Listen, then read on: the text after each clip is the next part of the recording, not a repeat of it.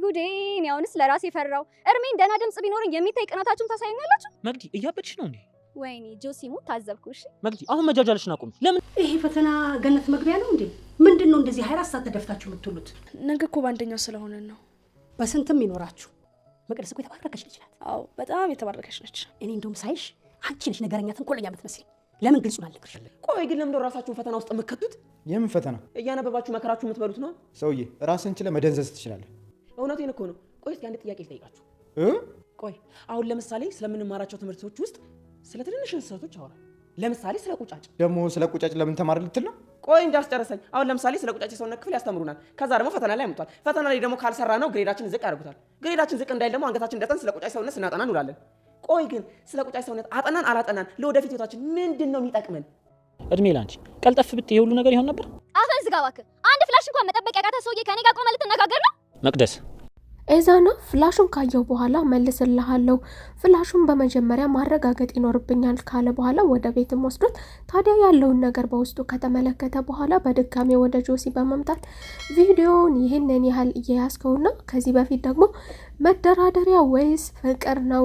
ፍቅር አፍቅረታለሁ ወድጃታለሁ እያልክ እየተንሰፈሰፍክ የምታሳየን ያ ሁሉ ቀልድና ጨዋታ ነበር ማለት ነው። ፍቅር ነው ወይስ እልክ ነው የያዘህ? በማለት ኤዛና ጆሲን አናግሮታል። ትንሿን እወዳታለሁ እንደምትለው ቢሆን ኖሮ ውዴታ እንደ ተግባር ቢሆን ኖሮ እንደዚህ አይነት ቪዲዮ እንደዚህ አይነት ጸያፍ ነገር ባል ያስገባን ነበር። ቆይ በዚህ ሁኔታ ውስጥ ሆነ ግን እንዴት ይሄንን ቪዲዮ መቀረጽስ አስቻለ? በማለትም ኤዛና ጆሲን ጠይቆን ነበረ። ታዲያ ጆሲም ደግሞ ስለ ቪዲዮ እመነኝ እኔ ምንም የማውቀው ነገር የለኝም፣ በመጀመሪያ ተረጋግተ የምታዳምጠኝ ከሆነ እንነጋገራለን፣ የማታዳምጠኝና የማታምነኝ ከሆነ ደግሞ ከዚህ ጋር ማቋረጥ እንችላለን እያለም እየተድረቀረቀ ነበረ።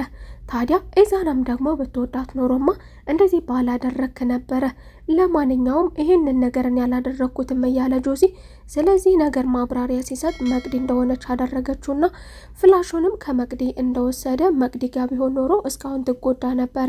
ነገር ግን እኔ ያስኩት ደግሞ ከመቅዲ ለማዳንና እንዲሁም ደግሞ ቪዲዮውን በእርግጥ ተጠቅሜ ይሄንን ፍላሽ ተጠቅሜ ትንሿን እኔ ማድረግ እፈልግ ነበረ። ትንሿን እኔ ለማድረግ ማንኛውንም ነገር እንደምጠቀም ምንም ግራ ቀኝ ሳልመርጥ እንደምጠቀም አምናለሁ።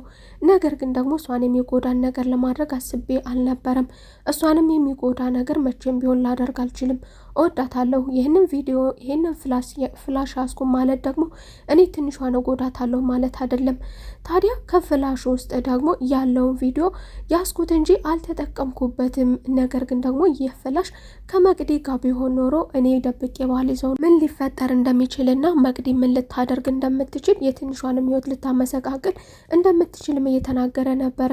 ታዲያ ከዚህ ሁሉ ንግግር በኋላም ኤዛና እኔ በምን ላምነህ እችላለሁ? ይህንን ቪዲዮ ያስከው ምን ልታደርግና ከዚህ ጀርባ ምን አይነት ሴራስ አስበህ እንደሆነ በምን ላምነህ እችላለሁ ያለ ሲሆን ታዲያ ጆሲም ደግሞ እመነኝ ያረጋግጥልሃለሁ እያለ እንግዲህ አንተን እኮ መቼም ቢሆን አላምነህም፣ ማን እንደሆንኩ እኮ በሚገባ አውቃለሁ፣ ማን እንደሆንክ አውቃለሁ በማለት እንግዲህ የተበሳጨው ኤዛናም ይህንን ጸያፍ ድርጊቱን እንዲበሳጭና እንዲሁም ደግሞ ያደረገውን ነገር ሁለተኛ አንድ ነገር ስታደርግና እንደዚህ አይነት ነገር በተለይ ትንሿን የሚጎዳ ነገር ስታደርግ ባይ አጠፋለሁ፣ ገላሃለሁ ለአሁኑ እንግዲህ ሰርፕራይዝ በማለት ፍላሹን አውጥቶ ስብርብር አድርጎ ረግጦት ሄዷል። ታዲያ በዚህ የተበሳጨው ጆሲም ደግሞ አሳያችኋለሁ ቀን ጠብቀኝ እያለ ነበረ። እንግዲህ ጆሲ ምን ሊያደርግ ይሆን? ጆሲ ከዚህ በኋላ የነበረው ሰይጣናዊነትን ባሻገር የበለጠ እንደሚያደርግና ጠብቀኝ በማለት በመፎከርም እንዲሁም ደግሞ አሁንስ የሰለችኝ ያንተና የመቅዲ ወሬና ያንተ ፉከራ ነው አሳያቸዋለሁ እያለ እንግዲህ ከዚህ በኋላ ደግሞ ሰይጣናዊ ባህሪው ወደ ሰይጣናዊ ባህሪው በመመለስ የባስ ሆኖ እንደሚቀጥልም ተናግሮና ፎክሮ ነበር የሄደው።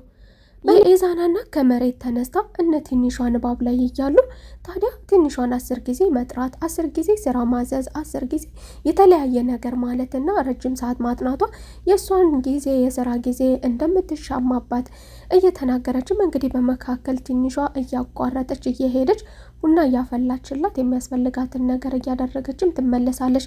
ታዲያ በዚህ መካከልም ሆና ደግሞ እሷ የሚታያት የመቅዲ ነገር ነው። የመቅዲ ማንኛውንም የምታደርገው ሰይጣናዊ ተግባር መልካም መስሎ ይታያታል። ታዲያ የኤዛና እናትም አሁንም ትንሿ ከጓደኛዋ ጋር ሆና እያጠናች ታዲያ ስለ መቅዲ ትጠይቃለች። መቅዲ ለመሆኑ የት ሄዳ ነው በማለት ስትጠይቅ ትንሿም ወደ ቤት እንደሄደች የምታደርገው ነገር እንዳላትም የኤዛና እናት ታዲያ ስለ መቅዲ መልካምነት ከዚህ ጋር ታነሳለች። እንዴት አለች የተባረከች ልጅ መሰለቻችሁ፣ ስለ ቤተሰቦቿ የምታስብ ቤተሰቦቿን ሳይናገሯት የምትረዳ በማለት የሌለ ነገር በተቃራኒው ትናገራለች።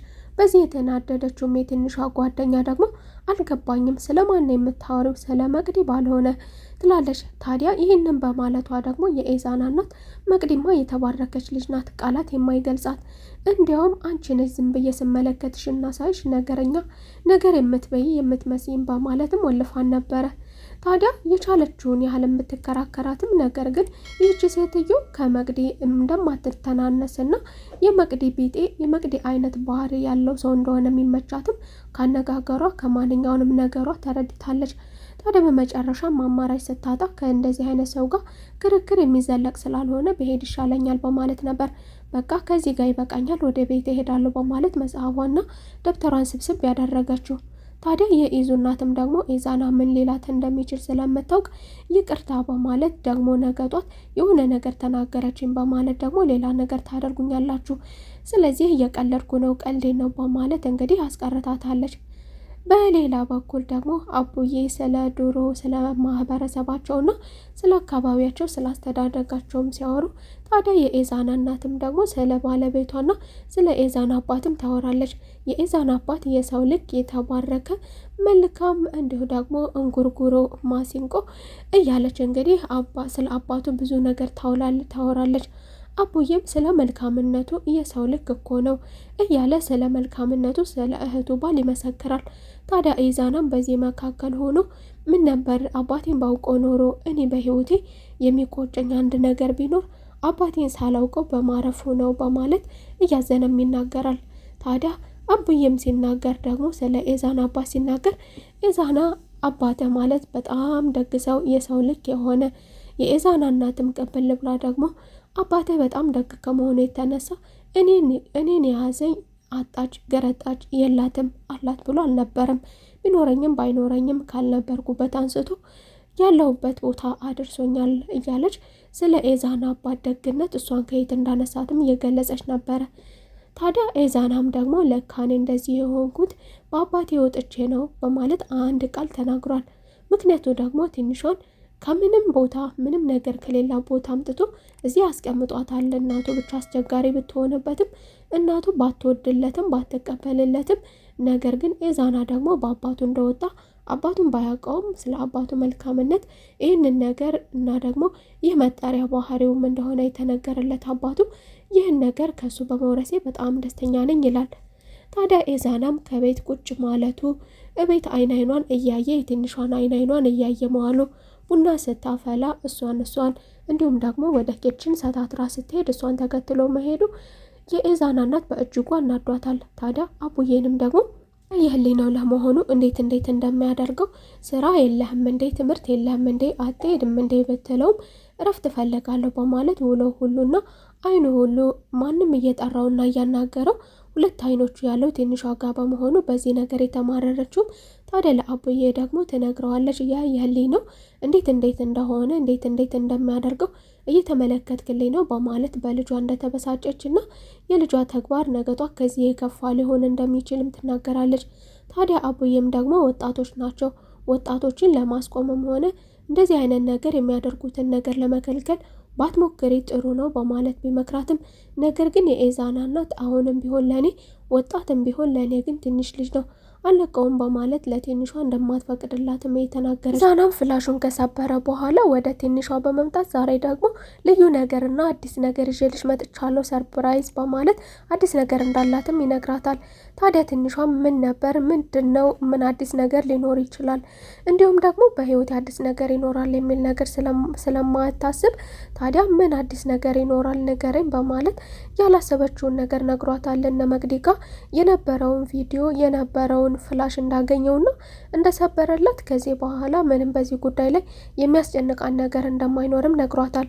ታዲያ ትንሿም ሌላ ሰው ግን ያየው የለም እውነትህን ነው እንዴት ብሎ ከየትስ አገኘው የሚሉ ጥያቄዎችም አትጠይቂ ችግር የለውም እኔ በቀላሉ እመልስልሻለሁ በማለት እናቱ ጋር የነበረው አረንጓዴው ፍላሽ ምን እንደሆነ ለማወቅ ከማዘሩ ከወሰደ በኋላ ላፕቶፑ ጋር አስገብቶ ሲያየው ነገር ግን እነሱ እነ ጆሲ እንዳሉት አይነት ዶክመንት ሳይሆን የነበረው ያ ቪዲዮ ነበረ። ታዲያ እሱ መሆኑን ካረጋገጥኩ በኋላ ሰብሬዋለሁ በማለት ለትንሿ ከዚህ በኋላ የሚያስጨንቃትን ነገር እንደቋጨላትና ዘወትር ምንጊዜም በህይወት እስካለው ድረስ ከዚህ በኋላ አንቺን የሚያስጨንቅሽ ነገር አይኖርም፣ በማንኛውም ነገር ከጎንሽ ነኝ በማለት ትንሿም እንግዲህ ዛሬ ደግሞ እንደ ሽልማት ሊቀርባት የሚፈራ ሊያቅፋት የሚፈራ ዛሬ ደግሞ እጁን ሰማ አድርጋ አስደስተዋለች።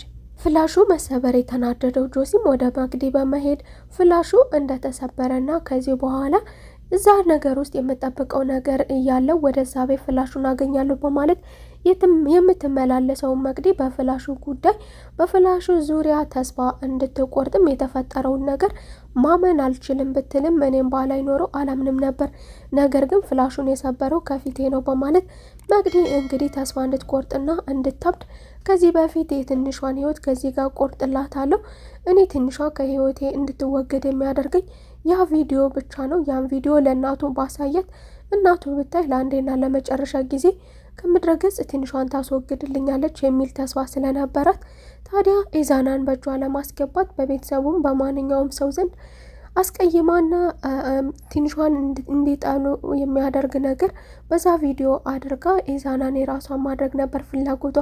ከዚህ በኋላ ግን መቅዲ ይህ ነገር ከዚህ ጋር ተቋጭቶባታል። ታዲያ በዚህ የተበሳጨችው መቅዲ ደግሞ ቆይ አሳያለሁ እያለች እንግዲህ ሰይጣናዊነቷ እንደሚጨምር በተለይም ደግሞ ጆሲን ሴታ ሴት በማለት እንግዲህ ተፈታትነዋለች። ታዲያ እንደዚህ በመሰደቡ ወንድ አይደለህም በማለቷ በተደጋጋሚ ወንድ ላለመሆን በተደጋጋሚ ከምታደርጋቸው ነገሮች እና ኪሳራ አረጋግጫለሁ ወንድ አይደለህም የሚል እንግዲህ ተፈታታኝ የሆነ ነገር ተናግረዋለች። ጆሲም ከዚህ በኋላ ለእያንዳንዳችሁ እንግዲህ ዋጋችሁን እሰጣለሁ በማለት ከነበረበት ሰይጣናዊነት ዳብል ሆኖ እንግዲህ ሰዎችን እንደሚጎዳ ሁላችሁም ጠብቁኝ እያለ ነበረ።